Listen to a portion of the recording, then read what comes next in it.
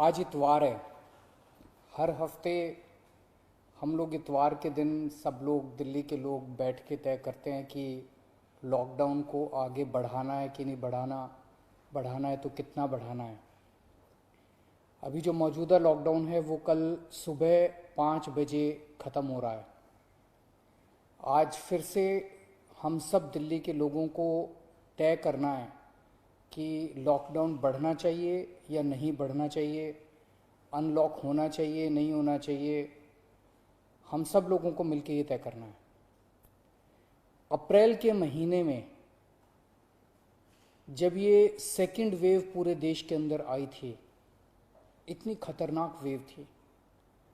दिल्ली सबसे पहला राज्य था जिसने, हम सब लोगों ने ये देखा कि ये वेव बहुत खतरनाक है और सबसे पहले लॉकडाउन देश के अंदर दिल्ली में लगाया गया। उस वक्त ऐसा लग रहा था जब ये वेव आई थी और इतनी तेज़ी से केसेस बढ़ रहे थे कि पता नहीं ये वेव कितने दिन चलेगी, इस वेव से जीत पाएंगे नहीं जीत पाएंगे, कैसे होगा, क्या क्या होगा। लेकिन एक महीने के अंदर 20 अप्रैल को हम लोगों ने लॉकडाउन लगाया था। लगभग एक महीने के अंदर आप सब लोगों के, दिल्ली के लोगों के अनुशासन और दिल्ली के लोगों की मेहनत और संघर्ष की वजह से आज कोरोना की ये वेव, जो कि सबसे खतरनाक थी अभी तक, ये कमज़ोर होती नज़र आ रही है। मैं ये नहीं कहूँगा कि हमने युद्ध जीत लिया है, अभी काफ़ी बाकी है, लेकिन अब हम, ऐसा लग रहा है कि इसके ऊपर काबू पाते हुए नज़र आ रहे हैं। अप्रैल के महीने में एक दिन ऐसा आया था जब संक्रमण दर 36% पहुंच गई थी। यानी कि 100 लोगों की हम टेस्टिंग करते थे तो 36 लोग उसमें पॉजिटिव मिलते थे। पिछले 24 घंटे का मैं आपको आंकड़ा बताऊं तो ये संक्रमण दर 2.5% के भी नीचे चली गई है। यानी कि अब 100 लोगों की हम टेस्टिंग करते हैं तो उसमें 2.5 लोग संक्रमित पाए जाते हैं और 97.5 लोग ठीक पाए जाते हैं।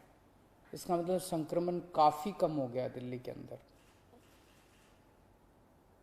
अप्रैल के महीने में एक दिन ऐसा था जब 28,000 केस एक दिन में आए थे।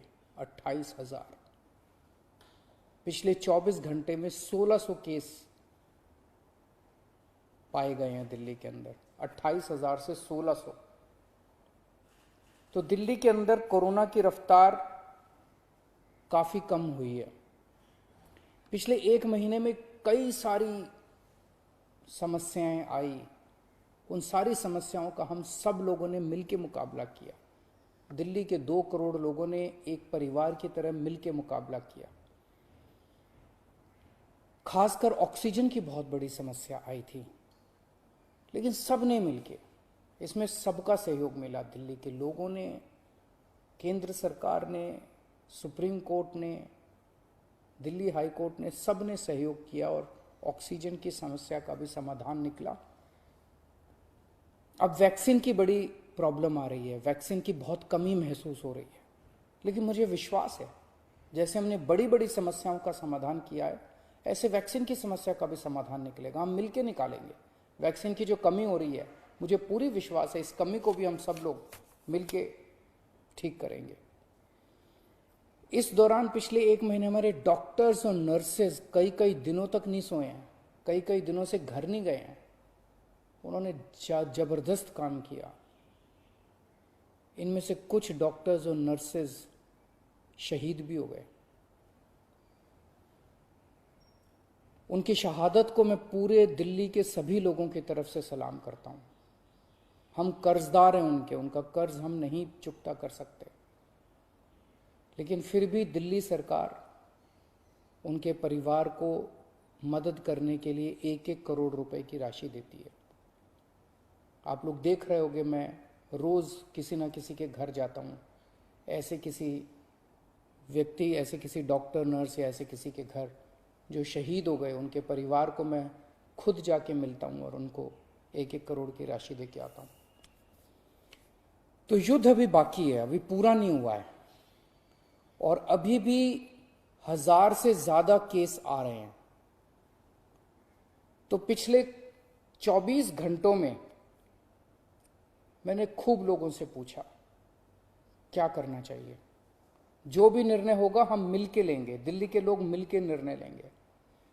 तो एक आम राय ये बन रही है लोगों की कि 1 हफ्ते के लिए लॉकडाउन और बढ़ा देना चाहिए, क्योंकि अभी अगर लॉकडाउन खोल दिया और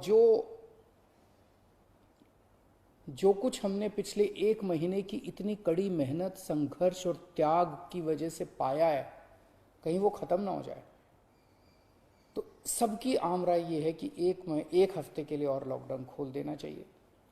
तो दिल्ली सरकार ने ये निर्णय लिया है कि 1 हफ्ते के लिए लॉकडाउन और बढ़ाया जा रहा है।